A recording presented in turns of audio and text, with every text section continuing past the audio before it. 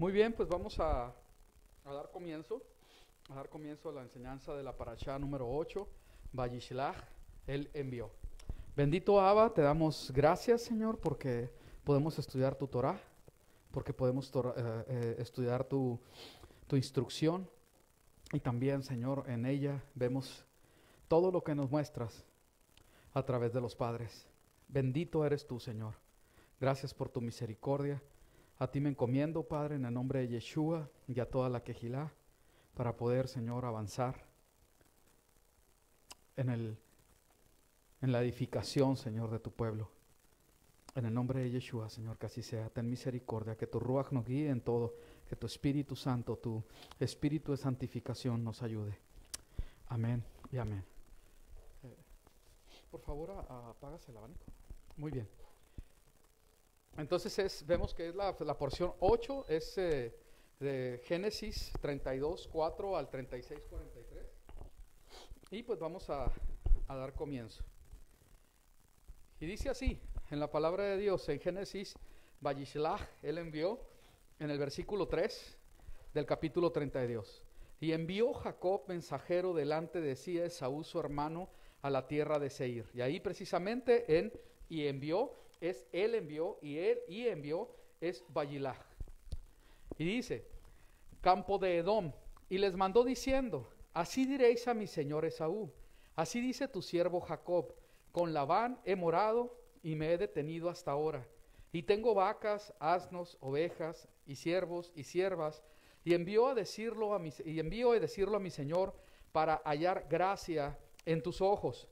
Y los mensajeros volvieron a Jacob diciendo, vinimos a tu hermano Esaú, y él también viene a recibirte.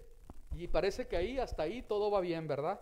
Pero la palabra del Señor nos muestra que después que dice, y él también viene a recibirte, y 400 hombres con él. Entonces Jacob tuvo gran temor y se angustió. Cuando nosotros vemos todo esto, ¿verdad?, cómo reacciona Jacob, nosotros sabemos que hay un antecedente en cuanto a la relación que tenía Esaú con Jacob. Nosotros vemos que Jacob, en la palabra de Dios, muestra, antes de que sea cambiado su nombre, y también, ¿verdad?, hay cosas que se muestran en su vida, ¿verdad?, que son muy especiales. Jacob mismo, desde su nacimiento, dice la palabra, que él se tomó del talón de Esaú. Y que Jacob, ¿verdad?, tiene que ver como que el que engaña, el usurpador. Entonces, vemos que Jacob tiene esa característica y que se ganó, en muchos sentidos, ¿verdad?, el odio de su hermano. Entonces, vemos en la palabra, en el capítulo 27, dice así, y aborreció Esaú a Jacob por la bendición con que su padre le había bendecido, y dijo en su corazón, llegarán los días del luto de mi padre, y yo mataré a mi hermano Jacob. Y fueron dichas a Rebeca las palabras de Esaú y su hijo mayor, y ella envió y llamó a Jacob su hijo menor, y le dijo, he aquí Esaú tu hermano se consuela acerca de ti con la idea de matarte, y mora con él, con Labán se refiere, ¿verdad?, hasta que el enojo de tu hermano se mitigue, hasta que se aplaque la ira de tu hermano contra ti. Entonces es por eso, ¿verdad?, que por esta iniciativa de los padres, que Isaac estuvo de acuerdo, Jacob fue enviado a esta tierra con Labán, su tío. Entonces, cuando nosotros vemos que dice la palabra, Jacob tuvo gran temor. Voy a poner un poquito esto porque no me deja entrar el aire, me es dificultoso. Muy bien. Jacob tuvo gran temor y se angustió, dice la palabra, es completamente justificado. Entonces vemos que la reacción de Jacob es correcta.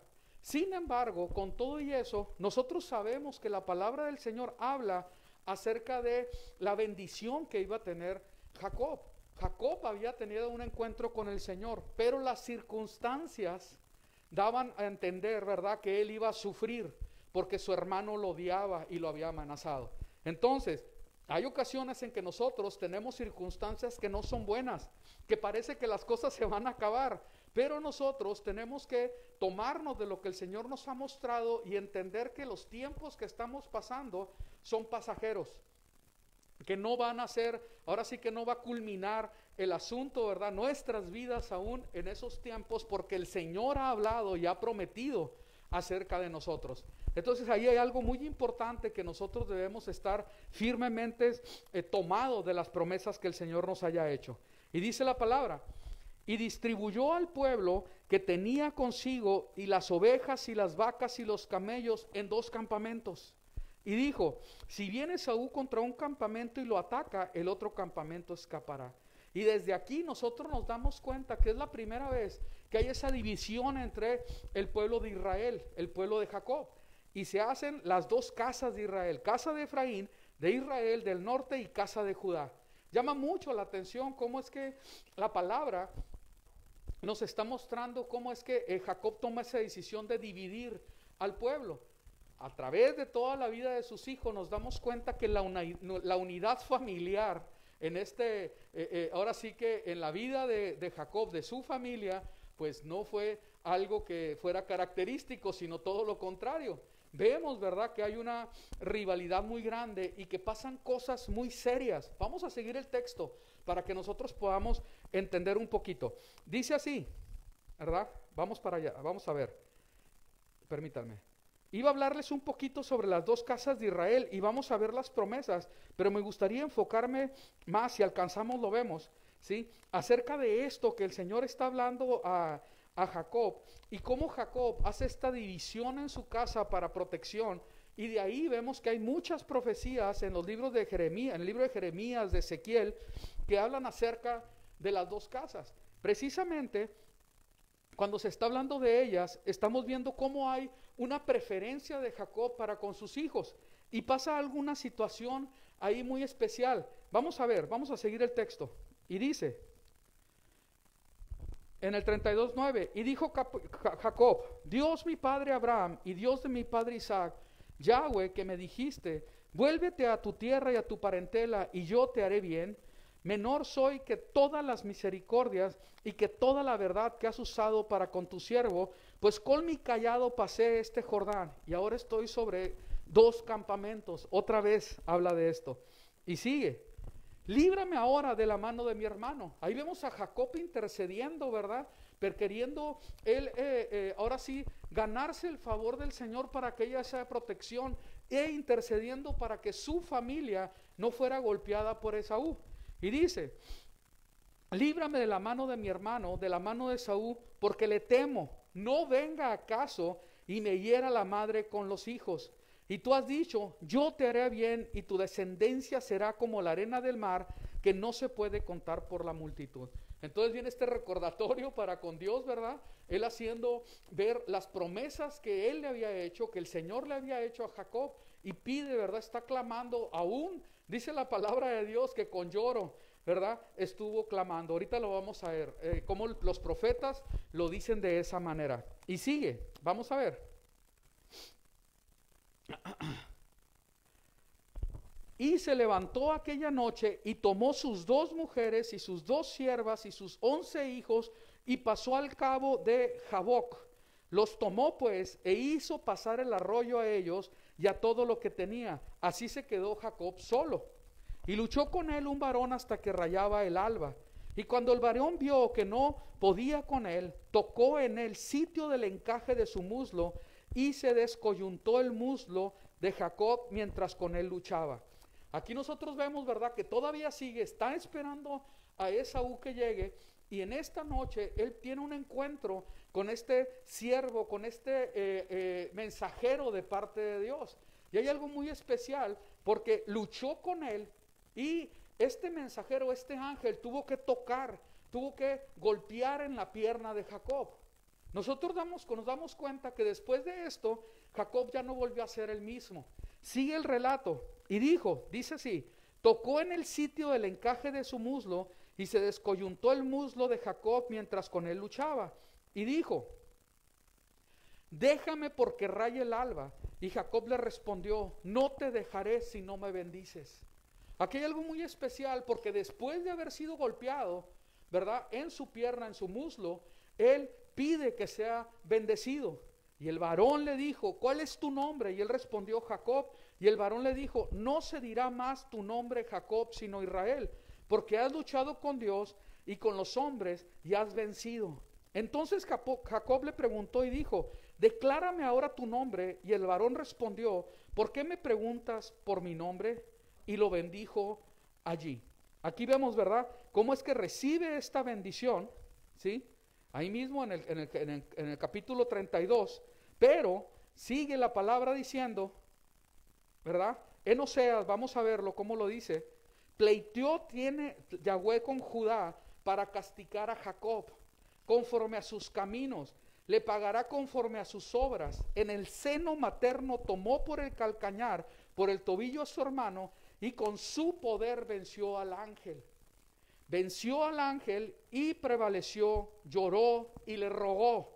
En Betel le halló y allí habló con nosotros. Mas Yahweh es Dios de los ejércitos, Yahweh es su nombre. Entonces nosotros vemos que Jacob tiene esta lucha con Dios, lucha con los hombres, lucha con todo mundo, con su hermano Esaú, ¿verdad? Lucha para obtener sus esposas, ¿verdad? Para obtener su ganado. Entonces vemos que Jacob tiene una actitud que todo, aquí lo dice la palabra, bien claro, ¿verdad? Dice, ¿cómo es que él luchó? Pero luchó con sus fuerzas. Él lo hizo con su poder. Entonces la palabra del Señor nos está hablando acerca de Jacob como alguien que estuvo luchando constantemente y aún utilizaba de astucia para salirse con la suya. Aquí hay algo muy especial. Recordemos cómo es que él fue con Labán y empezó ahora sí que a tener ese trato con Labán por medio de su primera esposa Raquel, pero le dan a Lea y luego trabajó por Raquel y empieza a tener hijos aún con ellas y también con sus dos siervas. Lo que pasa aquí es algo muy especial porque este hombre, dice la palabra del Señor, por su boca misma, que él estuvo trabajando constantemente para poder hacer, ahora sí que enriquecer. Fue favorecido por parte de Dios para favorecer a Labán porque él vivía con él. Pero pasa algo muy especial. Si este hombre se la pasaba en el trabajo viendo que las ovejas de Labán estuvieran bien y después sus propias ovejas, aquí hay algo muy especial, porque en este relato, que es lo que a mí me llamó la atención, más que hablar del ángel del Señor y ver todo lo que sucede, que es muy rico, aquí nosotros nos damos cuenta es que los hijos de Jacob crecen como ajenos al temor de Dios. Crecieron como gente que no conocían al Eterno y empiezan a actuar de una manera que es completamente ajena a lo que la palabra, la instrucción del Eterno nos muestra. Eran gente verdaderamente paganos. Hablaban de una manera, actuaban de una manera que no era, ¿verdad? Que no estamos esperando nosotros que el pueblo de Israel, ¿verdad?, nuestros padres fueran de esa manera. Pero allí hay una lección muy grande. Vamos a ver.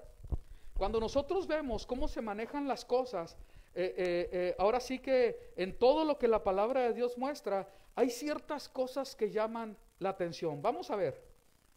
Dice así: y tomó Jacob el nombre de aquel lugar Peniel, porque él dijo, vi a Dios cara a cara, y le fue librada mi alma. Y cuando había pasado Peniel, le salió el sol, y cojeaba en su cadera. Él ya no volvió a ser el mismo. Él ya cojeaba en su cadera, y fue, ahora sí que, cojeando todo su peregrinaje. Nos vamos a adelantar poquito nada más comentando. Cuando él se presenta delante de Faraón, le pregunta de cómo era su vida y le dice ha sido sus años pocos y malos. Vemos que Jacob viene de luchar con Labán, de estar a punto de ser, ahora sí que estar en guerra con su suegro, y porque Dios interviene, lo libra. Viene huyendo de Esaú, va con Labán, ve y vuelve, le dice el Señor, a la tierra, y se encuentra con Esaú nuevamente, y nos damos cuenta que también iba a haber guerra, pero el Señor lo libra también. Entonces Esaú tuvo una vida demasiado conflictiva. Fue una vida que realmente fue difícil de llevar. No era fácil para él. ¿Por qué? Porque todo lo hacía en sus fuerzas. Porque él quería salirse con, ahora sí, en su astucia y su fuerza, salir avante, salir ganando en cada una de las cosas que se emprendían. Pero la palabra de Dios ya había dado la bendición hacia su vida para que él pudiera descansar en ello. En lugar de descansar, él se esforzaba para salir adelante. Y esto es algo que nosotros tenemos que cuidar. Por esto, dice la palabra en el 32, por esto no comen los hijos de Israel hasta hoy en día el tendón que se contrajo, el cual está en el encaje del muslo, porque tocó a Jacob este sitio de su muslo en el tendón que se contrajo. Bueno, vamos a continuar. Cuando nosotros vemos en el 33, dice la palabra, alzando Jacob sus ojos, miró y he aquí venía Esaú, y los 400 hombres con él.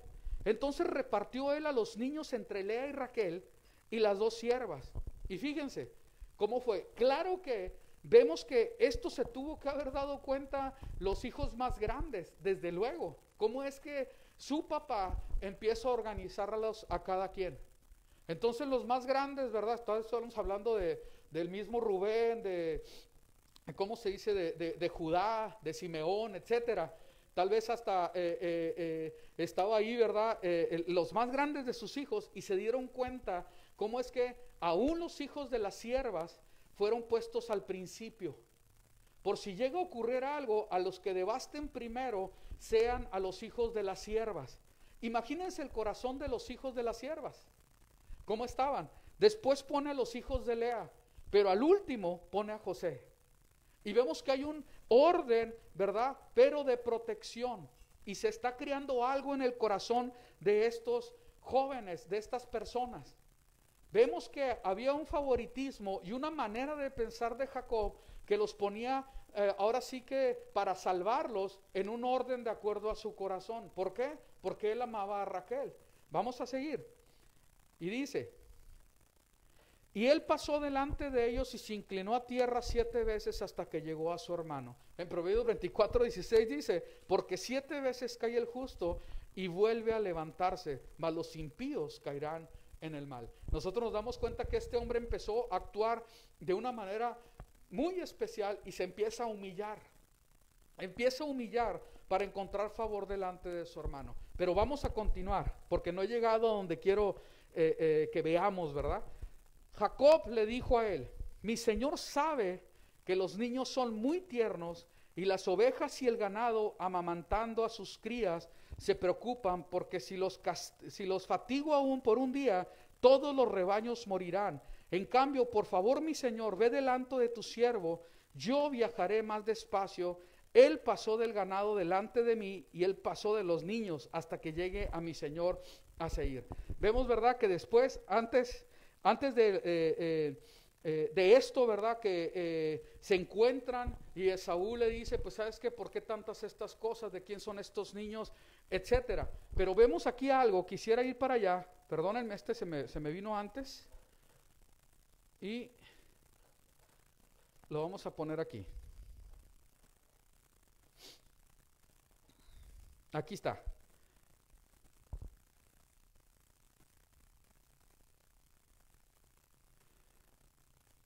Ok, después de este tiempo con Esaú pasa algo muy especial. Se dice que va a Sucot y todo esto y pasa al capítulo 35 y vamos a ver algo muy especial, ¿verdad? Porque dice la palabra de Dios, que esto a mí me llamó mucho la atención, ¿sí? Que los hijos de Jacob, cuando hicieron esa matanza, cuando violaron a Dina, ellos se les pidió que se purificaran y llevaron muchas cosas de idolatría con ellos para que fuera escondido toda esa idolatría por Jacob. Entonces vemos algo que llama la atención aquí. Vamos a ver. Dice, después de la violación de Dina y la muerte de Emor y Siquem, el violador, con todo su pueblo por manos de Simón y Leví, en el capítulo 35 dice, dijo Dios a Jacob, levántate y sube a Betel y quédate allí y haz allí un altar al Dios que te apareció cuando huías de tu hermano Esaú. Entonces Jacob dijo a su familia y a todos los que con él estaban, fíjense, dice, quitad los dioses ajenos que hay entre vosotros y limpiaos y mudad vuestros vestidos. Y levantémonos y subamos a Betel, y haré allí altar al Dios que me respondió en el día de mi angustia, y ha estado conmigo en el camino que he andado. Así dieron a Jacob todos los dioses ajenos que había en poder de ellos, y los zarcillos que estaban en sus orejas, y Jacob los escondió debajo de una encina que estaba junto a Siquem. Cuando nosotros vemos esto, nosotros nos damos cuenta que los hijos de Jacob eran idólatras. Me llama mucho la atención que cuando salen de con Labán, dice la palabra, ¿verdad?, cómo es que Jacob se esforzaba tanto, y los hijos de Jacob, al parecer, fueron criados por sus madres, principalmente. Nosotros nos damos cuenta que la fe de Jacob no estaba heredada en sus hijos hasta este momento, porque Jacob no se conoce que él haya sido idólatra, no se conoce que haya estado inclinándose ante otros dioses. Sin embargo, sus hijos sí, y sus esposas también. Cuando nosotros vemos que la palabra del Señor le está diciendo claramente a Jacob, ya tienes que salir de aquí, yo me doy cuenta que al estarle diciendo que salga, más allá de que consiguió sus esposas y sus hijos, ¿verdad?, ya los tenía como familia, y que también apartara, ya enriquecido, a todos sus animales para irse otra vez de vuelta a la tierra prometida, ¿verdad? Vemos que el Señor habla a Jacob para apartarlo de Labán, para apartar a sus hijos de la influencia de Labán. Recordemos, Labán era su tío. Cuando Jacob tuvo sus hijos con Lea y también con Raquel, aún con sus siervas, sus hijos crecieron juntamente con los hijos de Labán, crecieron con sus primos, crecieron con sus tíos, crecieron ahora sí que en un ambiente que no era propicio para ellos. Ellos se estaban corrompiendo cada vez más. Cuando nosotros vemos esto, aquí hay algo muy especial, porque el Señor les dice, tienen que salir de ahí, tienen que salir de ahí. Cuando nosotros entendemos que se les está diciendo, sean limpios de todo esto, estamos dándonos cuenta que Jacob tenía el entendimiento que el mal que había venido, que iba a venir para poder estar, ahora sí que acabar con ellos, porque ellos mataron a toda una población, porque deshonraron a su hermana Dina, iba a venir calamidad a Jacob. Entonces vemos que eso es verdad, y que el Señor estaba tratando de sacar a sus hijos, ahora sí que sacarlos de toda mala influencia. Vemos que la vida de Jacob, ¿verdad?, parece ser que no fue el padre que tenía que ser, y que vemos que cómo es que tenía una preferencia muy clara por ciertos hijos y por otros no. Vemos que la palabra nos enseña cómo es que los hijos de Jacob hicieron cosas terribles. Cuando nosotros vemos, ¿verdad?, la vida de estos dos hijos que fueron a matar, vemos que sin tentarse el corazón hicieron asesinatos bien grandes, agarraron espada y ahora sí que mataron a toda la gente de Siquem. ¿Dónde aprendieron a ser asesinos? Vemos nosotros que la palabra de Dios nos dice acerca de Dina, que ella quiso salir de donde estaba, en su campamento, para convivir con las hijas del mundo, que representan a las hijas de Siquem. ¿Por qué Dina tenía su corazón, ¿verdad?, para ir con las hijas del mundo? Y ahí, estando con las hijas del mundo, ¿verdad?, de Siquem, vemos que la palabra nos revela cómo es que fue violada. Entonces, hay algo muy especial en todo esto, y cómo los hijos de Jacob no estaban apartados para el Señor. Era algo muy importante. En la vida de Raquel, nosotros nos revela la palabra cómo es que ella también fue una mujer idólatra.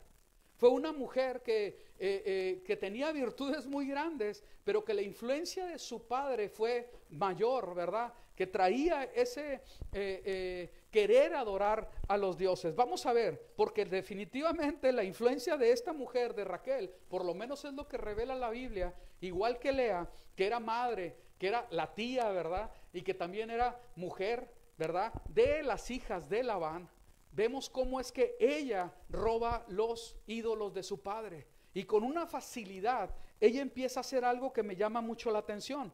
Siendo ella esposa y prima de Jacob, hermana de Lea, la amada de Jacob, ella hace esto que la palabra nos revela, un capítulo o dos en esta paracha atrás.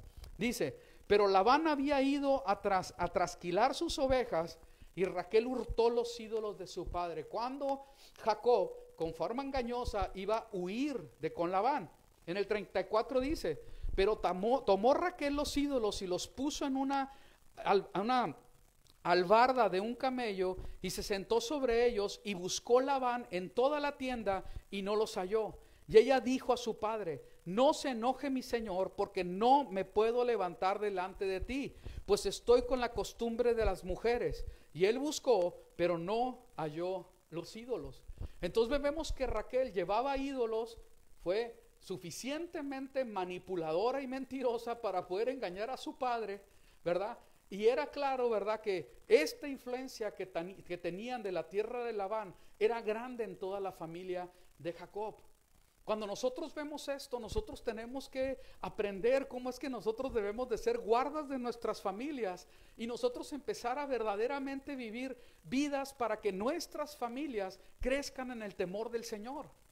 No puede nuestra familia estar conviviendo con sus primos, con sus tíos, con su abuelo, ¿verdad?, que son paganos, que son gente que no tienen temor de Dios. La influencia de la familia en nuestros hijos va a ser siempre grande. Vamos a decir que por los lazos de sangre tal vez, ¿verdad? Pero por esos lazos de sangre, si tú lo quieres ver de esta manera, la influencia de nuestros familiares van a perjudicar la vida espiritual de nuestros hijos. Y no puede ser así. Debemos de tener mucho cuidado de que nosotros seamos sabios para poder, ahora sí que discipular a nuestros hijos y nuestras hijas, para que cuando ellas y ellos, ¿verdad?, tengan esas oportunidades de ir con las hijas de Labán, ¿verdad?, con las hijas de Siquem, perdón, ¿verdad?, no lo hagan, porque ahí es donde van a obtener el mal, van a empezar a tener esa mala influencia. Cuando nosotros estamos ahora sí que formando nuestra familia y dejamos huecos ahí, ¿verdad?, creyendo que debemos actuar de cierta manera, pero que el Señor nos dice: no, no es sabio, tu familia se va a corromper. Sí, pero es que debes de entender que son mis sobrinos y son primos de mis hijos, y pues, ¿qué tiene de malo? No pasa nada. La palabra del Señor nos muestra que sí tiene de malo y que sí pasan cosas. Esto es algo muy especial que nosotros tenemos que entender. Tal vez no cortar de tajo, pero tener la sabiduría de estar hablando con nuestros hijos y entender que dentro de nuestra familia hay cosas que no están bien.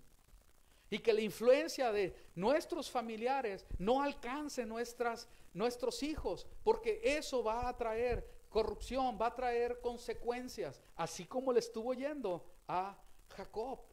Esto es algo bien impresionante, porque vemos que su hija es violada, sus dos hijos son asesinos, y vemos que Rubén es algo bien tremendo, porque dice que la palabra de Dios, que se acostó con una de las mujeres de su padre. Nosotros vemos todo esto y decimos: bueno, pero ¿qué estaba pasando? Imagínense los hijos de Milca, ¿verdad?, con la que se acostó Rubén. ¿Qué sentían ellos en su corazón cuando vieron que su hermano mayor se acostó con su madre? Porque eran medios hermanos. Esto en la familia de Rubén, en la familia, de Jacob, era un verdadero desastre lo que estaba pasando. Nosotros estamos viendo esto y nos está enfocando hacia lo que viene, porque José, precisamente el hijo de la esposa amada de Jacob, fue muy odiado, fue verdaderamente odiado. Porque el orgullo y la soberbia de José fue ese, ahora sí que el que detonó que sus hermanos no quisieran estar con él y que lo odiaran tanto hasta la muerte. Solo porque Dios intervino, no mataron a José, solamente porque Dios tenía un plan. Vamos a continuar y veamos todo esto, ¿verdad? Vemos que Raquel hurtó estos ídolos, vemos que Raquel mintió, vemos que Raquel, ¿verdad?, manipuló para poder quedarse con esos ídolos. Cuando nosotros estamos viendo lo que la palabra del Señor nos muestra, dice la palabra aquí: quita los dioses ajenos que hay entre vosotros y limpiaos y mudad vuestros vestidos.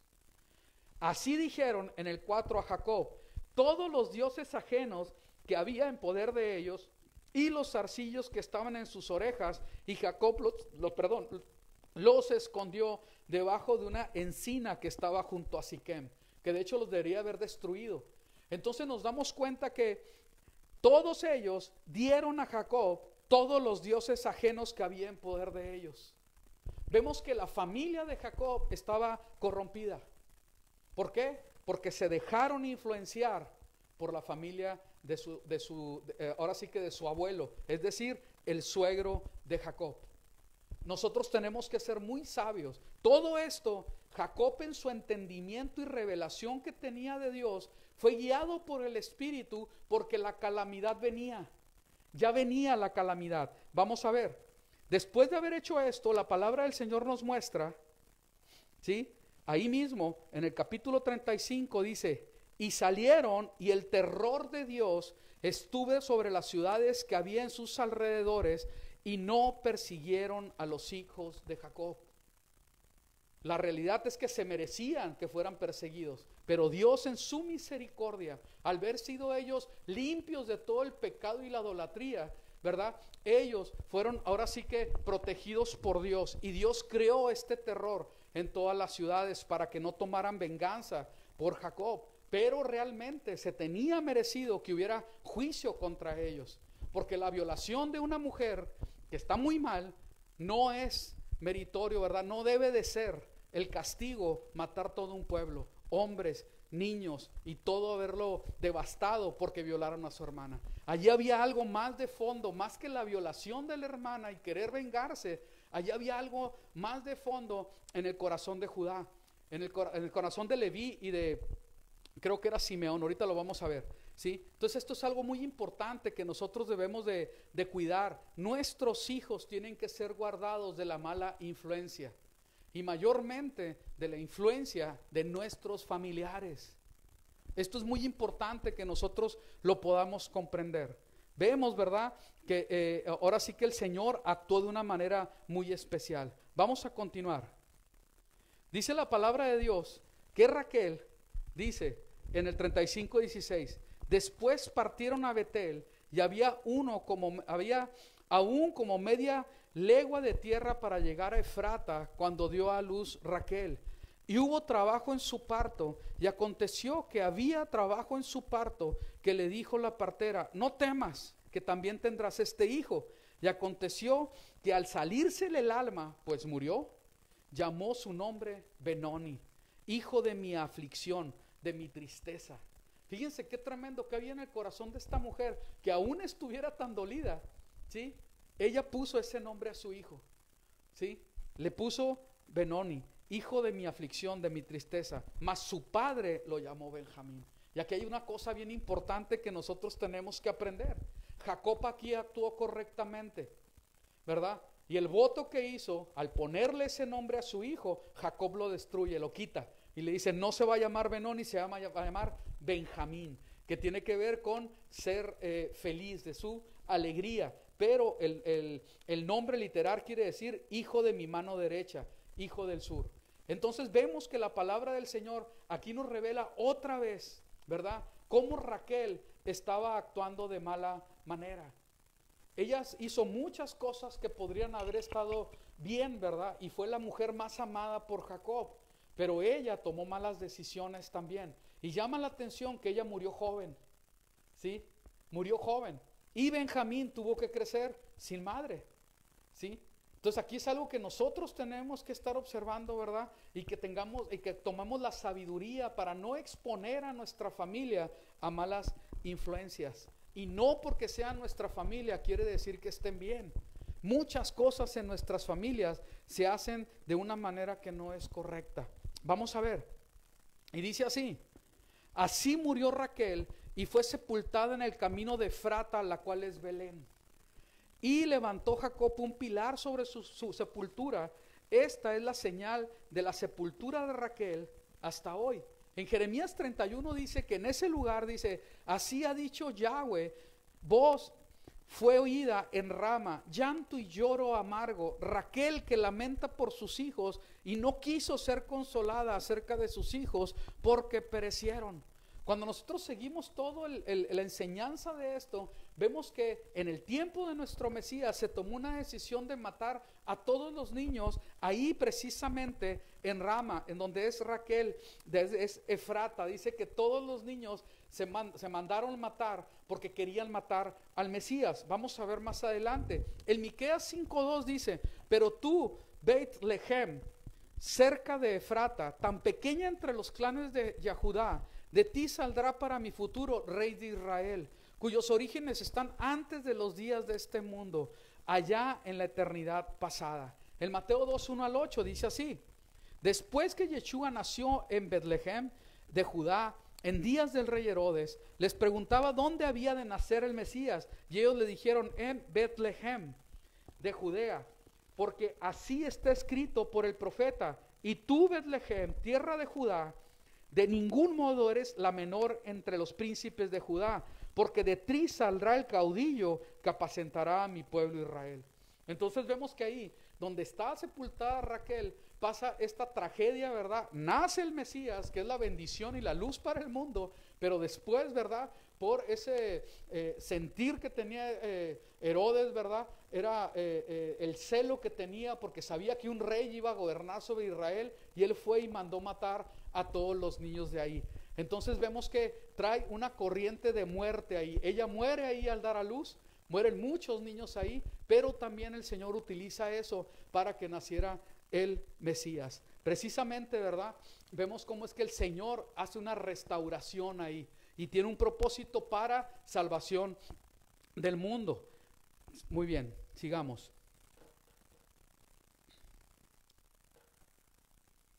Veamos esto, ¿verdad? Donde dice, ahí en el 35:22, aconteció cuando moraba Israel en aquella tierra, fue Rubén y durmió con Bilha, la concubina de su padre, lo cual llegó a saber Israel. Ahora bien, los hijos de Israel fueron 12. Los hijos de Lea: Rubén el primogénito de Jacob, Simeón, Leví, Judá, Isaacar y Zabulón. Los hijos de Raquel: José y Benjamín. Los hijos de Bilha, sierva de Raquel: Dan y Neftalí. Y los hijos de Silpa, sierva de Lea: Gad y Aser. Estos fueron los hijos de Jacob que le nacieron en Padam Aram. Dice la palabra de Dios, aunque esto que hizo Rubén en 1 Corintios 5 dice: de cierto se os oye que hay entre vosotros fornicación, y tal fornicación cual ni aún se nombra entre los gentiles, tanto que alguno tiene la mujer de su padre. Lo mismo que hizo Rubén. Entonces vemos que había una maldad muy tremenda. Aprendieron, ¿verdad? Cosas que no eran propias para el pueblo de Israel. En 1 Crónicas 5:1 dice así: descendientes de Rubén, los hijos de Rubén, primogénito de Israel, porque él era el primogénito, mas como violó el lecho de su padre, sus derechos de primogenitura fueron dados a los hijos de José, hijo de Israel, y no fue contado por primogénito. Bien que Judá llegó a ser el mayor sobre sus hermanos y el príncipe de ellos, mas el derecho de primogenitura fue de José. Entonces vemos cómo es que cae esta maldición, ¿verdad?, entre la familia de Jacob. ¿Por qué? Porque no estaban formados en el temor de Yahweh. No tenían temor de Elohim. Era necesario entender que todas esas influencias tenían que ser cortadas.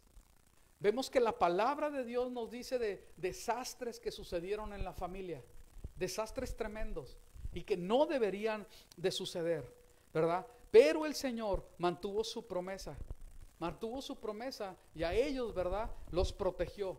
Tiene un llamado para todos. Ahí es donde entra, ¿verdad?, que aun cuando fueron divididos de esta manera tan especial por Jacob, proféticamente, ¿verdad?, sus hijos, ¿verdad?, proféticamente el Señor utilizó esto. Ahora sí que fue dado proféticamente cómo es que el pueblo iba a ser dividido, y aún el Israel del norte iba a ser esparcido entre las naciones, pero con una promesa de que iban a volver, con una promesa de que el Señor iba a poner su Torah en su mente y en sus corazones, y que desde ahí, desde lo último de la tierra donde fueron esparcidos, de ahí el Señor los iba a recoger. Nosotros vemos, ¿verdad?, que esto es algo que nosotros tenemos que cuidar muy, pero muy especialmente. Vamos a ver esos versículos. Dice la palabra en Jeremías, dice 31. He aquí vienen días, dice Yahweh, en los cuales haré un nuevo pacto con la casa de Israel y con la casa de Judá. No como el pacto que hice con sus padres, pero este es el pacto que haré con la casa de Israel después de aquellos días, dice Yahweh. Daré mi ley en su mente y la escribiré en sus corazones, y yo seré a ellos por Dios y ellos me serán por pueblo. También en Ezequiel 37 dice así, vamos a saltarnos poquito. Dice, me dijo luego, hijo de hombre, todos estos huesos son la casa de Israel, que ya había sido esparcida. Y dice, he aquí ellos dicen, nuestros huesos se secaron y pereció nuestra esperanza y somos del todo destruidos. Así ha dicho Yahweh Adonai, he aquí, yo abro vuestros sepulcros, pueblo mío, y os haré subir de vuestras sepulturas y os traeré a la tierra de Israel. Y sabréis que yo soy Yahweh cuando abra vuestras sepulturas y os saque de vuestras sepulturas, pueblo mío, otra vez. Y pondré mi espíritu en vosotros y viviréis. Y os haré reposar sobre vuestra tierra y sabréis que yo, Yahweh, hablé y lo hice, dice Yahweh. Ahí mismo en el versículo 37, después de los huesos secos, la palabra del Señor dice, vino a mí palabra de Yahweh diciendo, hijo de hombre, toma ahora un palo y escribe en él para Judá y para los hijos de Israel sus compañeros.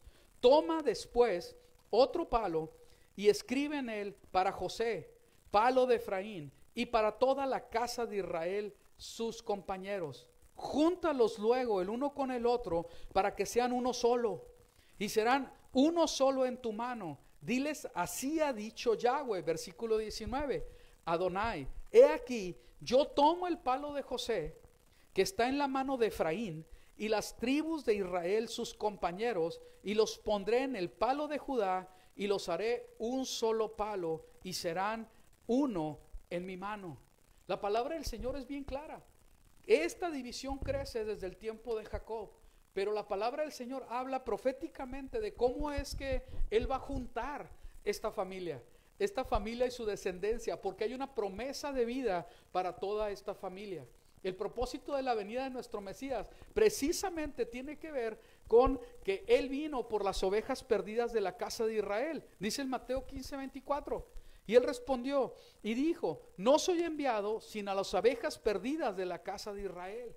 Cuando nosotros vemos esto, nosotros tenemos que comprender que la palabra del Señor nos está mostrando, aún en Efesios capítulo 2, versículo 12, dice así, en aquel tiempo estaba sin Mesías, alejados de la ciudadanía de Israel y ajenos a los pactos de la promesa, sin esperanza y sin Dios en el mundo. Pero ahora en Mesías Yeshua, en Jesucristo, en Yeshua, vosotros que en otro tiempo estabais lejos, habéis sido hechos cercanos por la sangre de Mesías. En el 2:19 de Efesios dice, así que ya no sois extranjeros ni advenedizos, sino conciudadanos de los santos y miembros de la familia de Dios. Lo que empieza en una familia que ahora sí que estamos viendo que está dividida, que hay mucho problema, que hay verdaderamente un odio muy fuerte entre los hijos, la palabra del Señor dice que Él va a hacer la obra de unir esta familia, y todo es en Yeshua, nuestro Mesías. El Señor nos está hablando acerca de cómo es que nosotros tenemos que cuidar a nuestras familias de las malas influencias. Cuidar verdaderamente a nuestros hijos. Tal vez nuestros hijos no lo comprendan completamente, pero es una responsabilidad nuestra. Que nosotros estemos inculcando, así como dice la palabra de Dios en el Shema, ¿verdad? Que nosotros lo inculquemos a nuestros hijos. Que nosotros lo estemos repitiendo en cada momento, que Él es nuestro Elohim, ¿verdad? Que Él es nuestro Elohim y que nosotros le amamos con todo nuestro corazón, con toda nuestra alma y con todas nuestras fuerzas. Que ellos puedan ver que realmente estamos siendo íntegros en nuestra manera de vivir. Que nosotros como padres estamos haciendo las cosas como la palabra del Dios nos muestra. Que ellos en su vida no vayan a tener, ahora sí que un pretexto o una salida para poder hacer las cosas de una manera que no sea correcta. Que no quede por nosotros como padres el estarles inculcando la fe en Yeshua y la obediencia a la instrucción del Padre. Que nosotros realmente seamos un ejemplo para ellos. que no estemos nosotros perdiendo el tiempo con ellos y que podamos comprender que verdaderamente nuestra relación con Dios es más importante que nuestra relación con nuestros familiares. No quiere decir que tenemos que ir en contra de nuestros familiares o hacer pleito, pero sí estar, ahora sí que subrayando bien, que sea bien entendido en nuestros hijos y en nuestras hijas las cosas que no están bien en nuestras familias, ¿sí? No que no los amemos, porque les amamos y mucho más, ¿verdad? Les amamos mucho realmente, pero es importante que nosotros seamos fieles a la palabra de Dios y que no nos dejemos llevar. Entonces vemos que todo esto proféticamente se utilizó. Dios tenía un propósito para que se cumpliera. Vamos a seguir adelante, ¿sí? En este trato de Dios con Jacob vemos algo que es muy especial. El Señor tenía que tratar con él, y verdad, y por eso es que trajo esa cojera en su carne, ese dolor que sintió él. Cuando a nosotros nos duele la pierna, verdad, y que hay tantos dolores en la cintura y todo eso, son dolores realmente intensos, duele mucho. Él ya no volvió a ser el mismo hombre y fue un hombre que cogió el resto de su vida. Nosotros nos damos cuenta que el cambio que tiene Jacob, el Señor se lo hace para cambiarle de ser usurpador, de ser ahora sí que engañador, a ser Israel. Ya no Jacob, sino Israel. Vemos que la palabra del Señor nos muestra que cómo es que nos quiere cambiar la vida, así como Saraí cambió a Sara. Y era necesario que el orgullo, la soberbia de Jacob de hacer las cosas en sus fuerzas fuera tocado y que fuera ahora sí como una señal en su cuerpo para que no olvidara de dónde lo sacó el Señor. Y que todo lo que tenía, porque bien lo dijo Jacob, él salió con una vara y volvió con 2 campamentos, ¿sí? Y es algo muy importante que nosotros debemos recordar. ¿Cómo es que debemos de dirigirnos delante del Señor? No podemos actuar, ¿verdad?, de una manera como el mundo lo hace, sino verdaderamente ser humildes delante del Señor. Cuando nosotros vemos esto, nos damos cuenta que la palabra del Señor nos revela que si es necesario vamos a ser tratados por Dios en nuestro cuerpo. Vamos a menguar físicamente, probablemente. Jacob ya no tuvo la fuerza que tuvo antes. Jacob era un hombre que dormía poco y trabajaba mucho. Jacob tuvo la fuerza física para mover esa roca grande en el pozo del agua para que las ovejas que traía Raquel pudieran beber. Y dice el relato que venían los pastores y entre varios hombres movían esa roca. Él lo hizo él solo. Eso es lo que muestra la palabra. Físicamente era muy fuerte. Físicamente era un hombre muy fuerte y era también inteligente. Tenía el favor de Dios. Pero el Señor tuvo que hacerlo que bajara, que menguara para poder tratar con él. El orgullo y la soberbia de él, en lo que podía estar, ahora sí que edificada su vida, tenía que ser golpeado, tenía que ser verdaderamente tratado por Dios. La palabra del Señor es bien clara en cómo es que al que es orgulloso, el que tiene soberbia, va a ser tratado por él para que pueda obtener humildad. Vamos a ver, dice la palabra del Señor. Mateo 23:12, porque el que se enaltece, ¿qué dice? Será humillado, y el que se humilla será enaltecido. El que se enaltece será humillado, y el que, caray, se repitió, en Lucas 18:14, porque todo el que se enaltece será humillado, y el que se humilla será enaltecido. Un error ahí, ¿sí? Y dice en Santiago 4:6, Elohim resiste a los soberbios y da gracia a los humildes. Y en 1 de Pedro 5:5, igualmente, jóvenes, estad sujetos a los ancianos, y todos vosotros revestidos de humildad, los unos para con los otros, porque Dios resiste a los soberbios y da gracia a los humildes. Fíjense qué tremendo, porque está diciendo, jóvenes, estad sujetos a los ancianos. Porque la juventud y todo el ímpetu que traen y todas las fuerzas que traen, ¿verdad?, pueden ser motivo de tomar malas decisiones.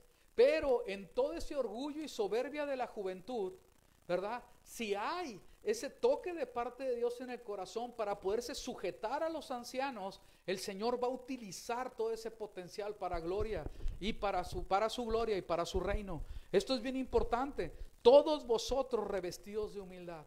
La quejilá de los santos, nosotros tenemos que vivir en humildad. Tenemos que caminar verdaderamente, ahora sí que en mansedumbre delante del Señor.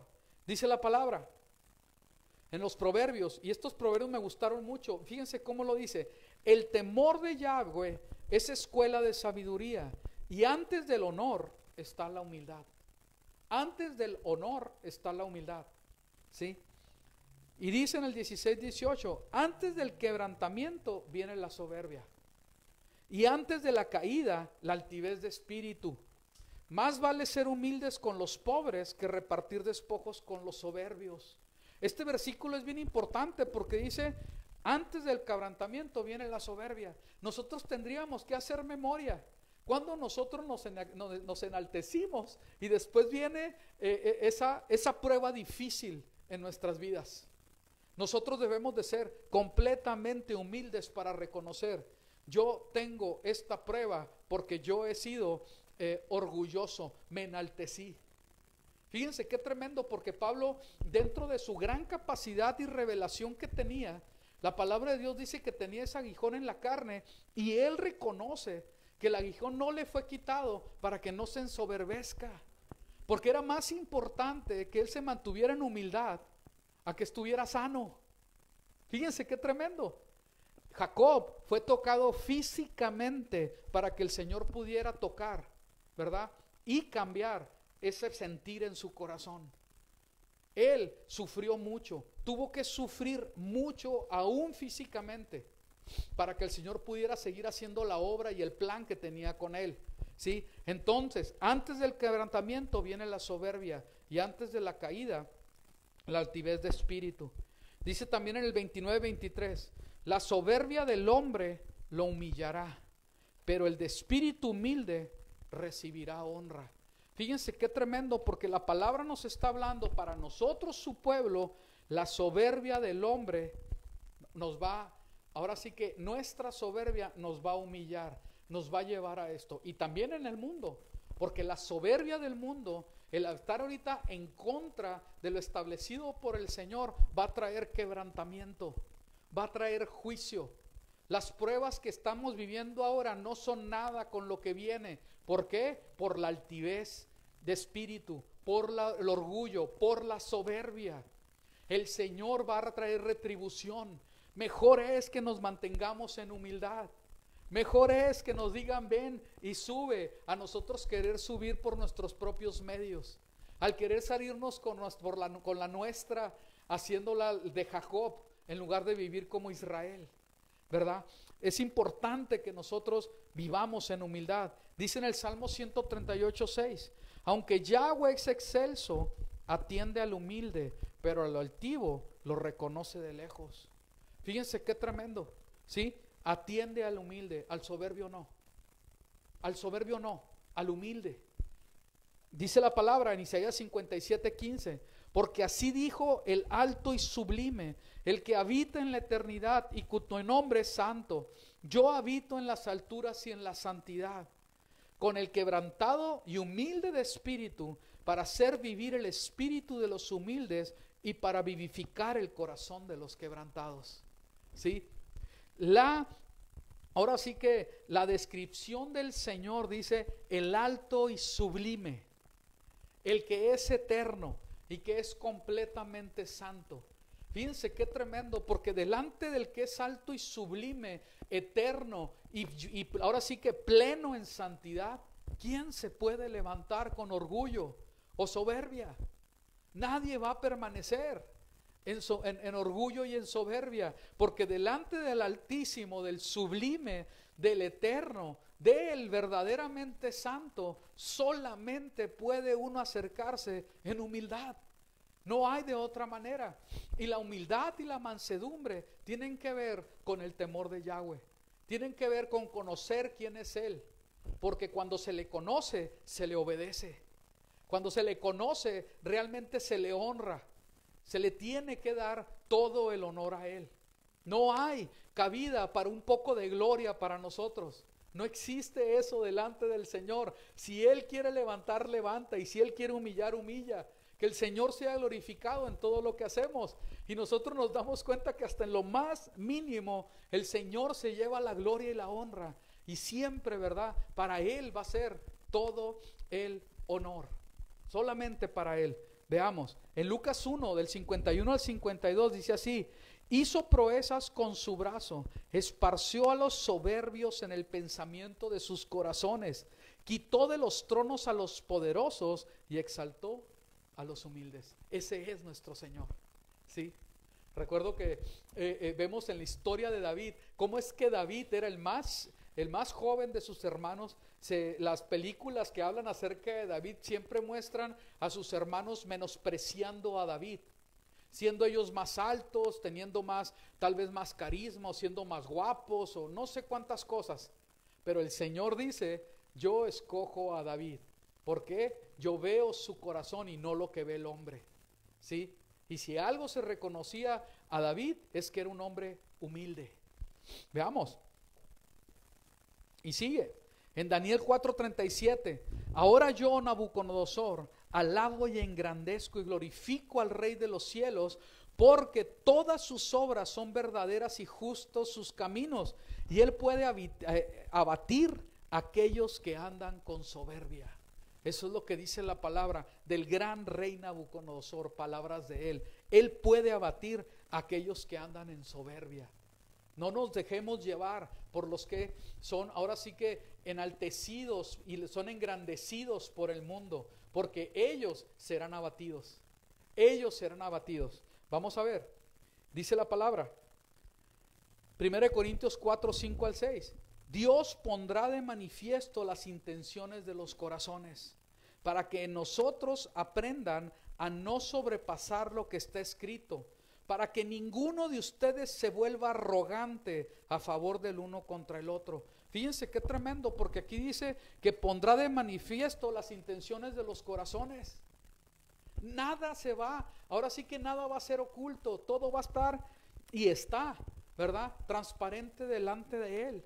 La palabra del Señor habla acerca de las motivaciones para hacer lo que hacemos. Esto es bien importante. En 1 Corintios 4, 7 al 8, porque ¿quién te distingue? ¿Qué tienes que no recibiste? Y si lo recibiste, ¿por qué te jactas como si no lo hubieras recibido?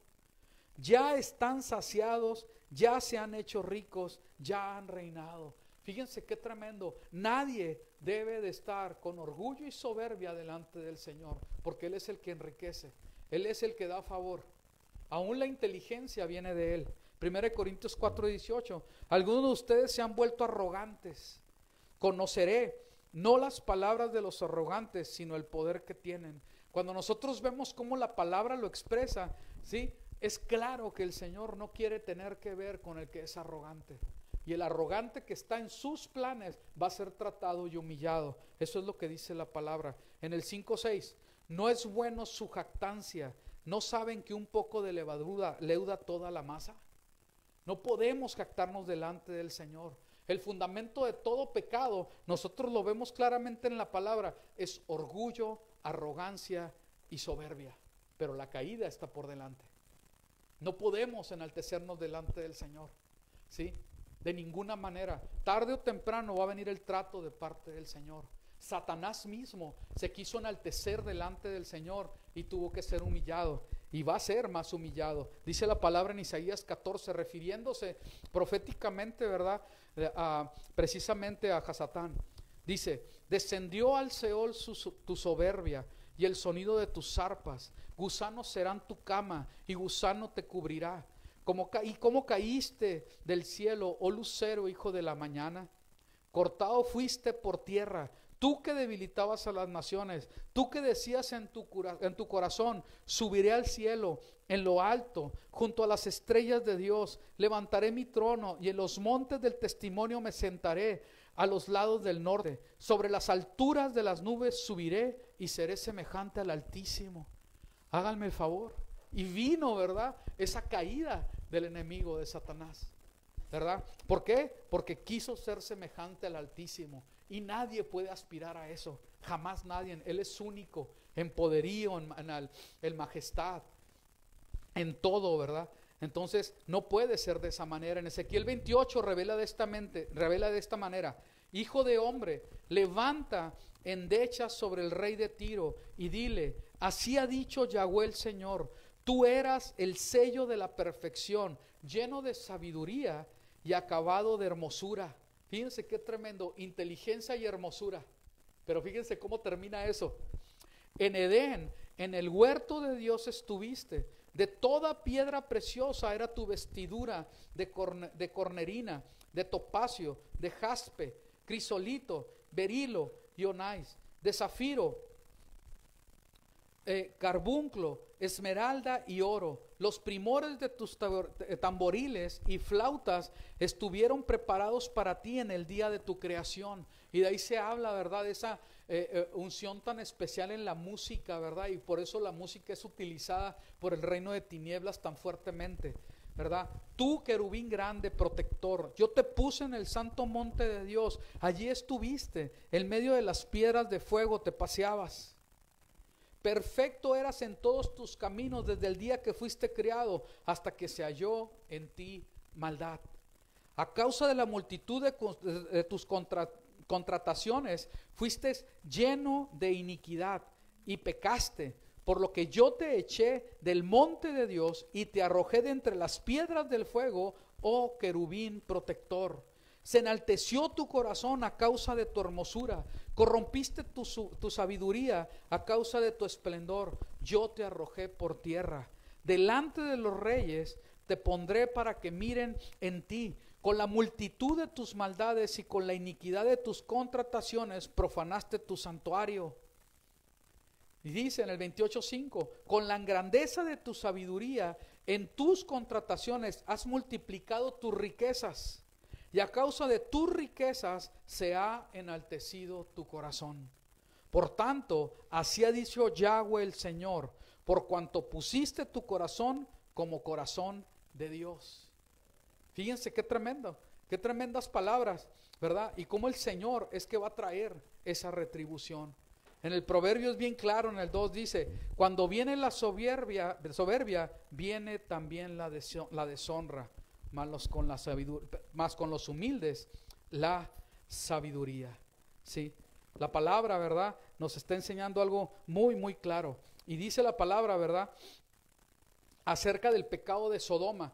Porque así es, cuando nosotros hablamos de Sodoma y vemos que la palabra del Señor muestra que hubo esas acciones homosexuales y que eran depravados sexualmente, vemos que la palabra nos revela que en realidad la raíz del pecado sexual tiene que ver también con soberbia, con orgullo, ¿sí?, con exceso de bienes. Dice la palabra: vivo yo, declara Yahweh, Ezequiel 16, que tu hermana Sodoma y sus hijas no han hecho como tú y tus hijas han hecho, pues esta fue la iniquidad de tu hermana Sodoma. Fíjense nada más: arrogancia, abundancia de pan y completa ociosidad tuvieron ella y sus hijas, pero no ayudaron al pobre ni al necesitado, y se enorgullecieron y cometieron abominaciones delante de mí, y cuando lo vi, las hice desaparecer. ¿Sí? La palabra es bien clara y vemos que la raíz del pecado de Sodoma, que se le tacha de homosexualidad o de pecado sexual, en realidad tiene que ver con arrogancia y con enorgullecimiento. Se enorgullecieron. Entonces tiene que ser tratado el orgullo y la soberbia. La palabra del Señor es clara en eso y tenemos que ser sensibles a lo que el Señor dice. Dice la palabra también acerca de Edom, porque también esta parachá termina en el último capítulo de la parachá acerca de las genealogías precisamente de Esaú. Dice así, Abdías 1:3, la soberbia de tu corazón te ha engañado. Otra vez la soberbia, otra vez. Tú que habitas en las hendiduras de la peña, en las alturas de tu morada, que dices en tu corazón, ¿quién me derribará por tierra? Aunque te remontes como el águila y aunque entre las estrellas, pongas tu nido, de allí te derribaré. Entonces, el engaño, ¿verdad?, de la soberbia, ¿verdad?, en el corazón del hombre es derribado por el Señor. No podemos enorgullecernos. Y sigue, fíjense cuánto versículo habla acerca de esto. Es algo demasiado, ahora sí que establecido por la palabra. Para un Dios tan grande como el nuestro, no hay quien pueda pararse delante de Él con soberbia, con orgullo, con altivez. Dice, la mirada altiva del hombre será abatida y humillada la soberbia de los hombres. Solo Yahweh será exaltado en aquel día, porque el día de Yahweh de los ejércitos vendrá contra todo el que es soberbio y orgulloso, contra todo el que se ha ensalzado, y serán abatidos. Santiago 4:6. Pero Él da mayor gracia, por eso dice, Dios resiste a los soberbios y da gracia a los humildes. Someteos pues a Dios y resistid al diablo y huirá de vosotros. Fíjense qué tremendo, porque como vemos en la palabra de Dios, el resistir al diablo tiene que ver también con ser humildes. El soberbio, el orgulloso, va ahora sí que de la mano del que es soberbio y orgulloso, es decir, del mismo Satanás. Delante de Dios no se puede, no va a permanecer el que es orgulloso y soberbio. Dice en 1 de Pedro 5, asimismo ustedes los más jóvenes estén sujetos a los mayores, a los ancianos. Ahorita lo acabamos de leer. Esto es bien importante. Dios resiste a los soberbios, pero da gracia a los humildes.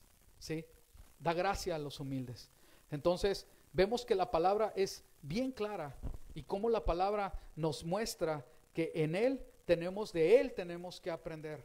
Porque la palabra del Señor nos dice bien claramente en Mateo 11, y con esto terminamos: llevar mi yugo sobre ustedes y aprendan de mí, ¿qué dice?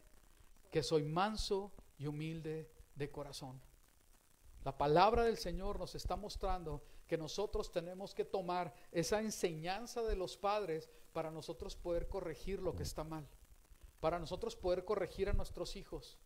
No dejar que estén envueltos con amistades o con familiares que son mala influencia para ellos.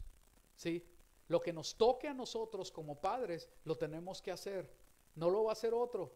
Ni el trabajo, ni los desvelos por traer más abundancia, ¿verdad? Nada que podamos hacer, ¿verdad?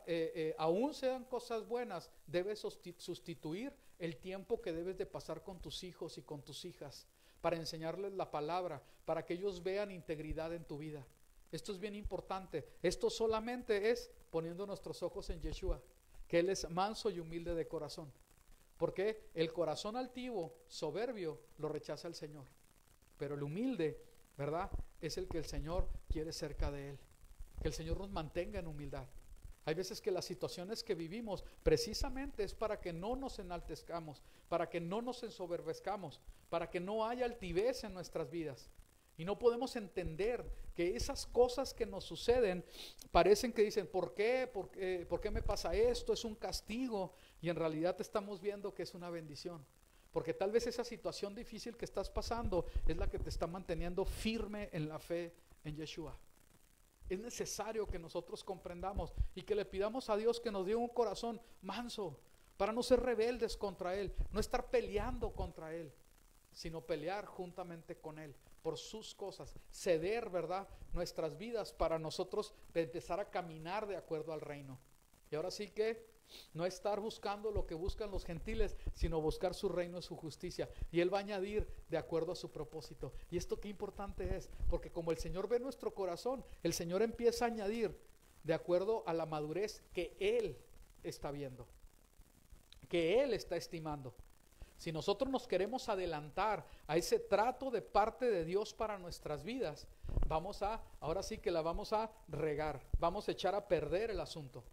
¿Sí? Si Dios ya dijo que te iba a bendecir, ya dijo que hay una promesa para tu vida, la palabra del Señor sostiene tantas promesas para nuestras vidas. No tenemos que adelantarnos, sino hacer lo que nos corresponde solamente. Porque el quererlo hacer en nuestras fuerzas, eso va a traer que el Señor intervenga para que nosotros seamos tratados y empezar a hacer lo que Él quiere, pero de la manera que Él quiere. Nuestras actitudes y motivaciones en nuestro corazón, el Señor lo ve claramente. Es necesario que comprendamos que el Señor trata con nosotros para salvación de nuestra alma, para preservar el alma. Y no nos olvidemos, ¿verdad?, de Pablo, que él fue tratado de esa manera para que no se ensoberbeciera y aún pudiera perder la salvación. Yo sé que esto es algo difícil de aceptar para algunos, ¿verdad? Pero así es. Eso es lo que la palabra del Señor nos enseña. Entonces el Señor tiene cuidado aún de eso, y aceptemos en la condición que estamos, ¿verdad?, para alabarle y bendecirle, sabiendo que el auxilio de Él va a llegar en el oportuno momento. Su socorro va a llegar justo a tiempo. Amén. Pues que así sea, que el Señor nos ayude a poder vivir en esa humildad y mansedumbre que Él quiere. Que el Eterno te bendiga grandemente. Bendito eres, Abba, te damos gracias por tu misericordia y gracias, Señor, porque eres bueno con nosotros. A ti nos encomendamos, trata con nuestros corazones. No permitas que en ningún momento haya soberbia en nosotros, ni orgullo. Que nosotros, Señor, si es necesario que dañes nuestro muslo y aún, Señor, tengamos esa señal de cojera en nuestro caminar, en lo que resta de nuestro caminar, que así sea, porque es más importante lo que tú tienes por delante para nuestras vidas, y que lo vivamos en la actitud que tú quieres. Ten misericordia, Abba, en el nombre de Yeshua. Fortalece al que está débil. Ayúdalo, Señor. En tus manos estamos, Padre. A ti nos encomendamos. Gracias, Señor, por tu misericordia. Amén.